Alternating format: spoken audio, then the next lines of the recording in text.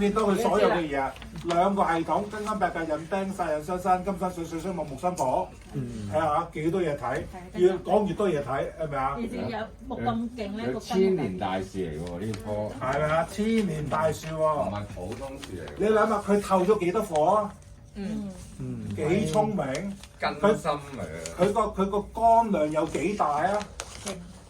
咁佢係可以做專業人士。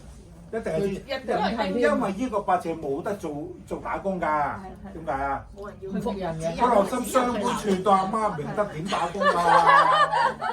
我識晒嘢，你都唔識。係啊，我乜都識。做醫生律師嗰啲。最新律師嚟㗎，呢啲勁啊！專科手術，專科手術解人哋嘅最好。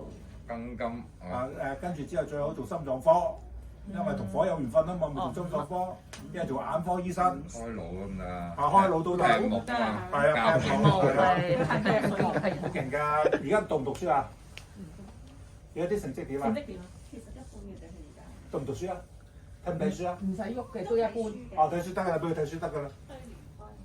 因為呢個八字用印星，就俾佢睇書得㗎啦。而家係咪行夾心啊？係咪第二次係夾心喎？而家行緊咩運啊？跟新好似。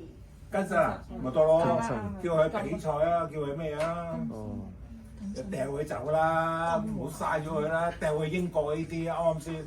但30歲咁緊要就行定，唔係考大學嘅，係咯，即係會再後啲先至勁。唔係，但係佢嗰陣時行緊食神嘅話唔驚啊，因為食神點樣都係食神點樣都係吉神嚟㗎嘛，佢行到辛苦先驚啊嘛。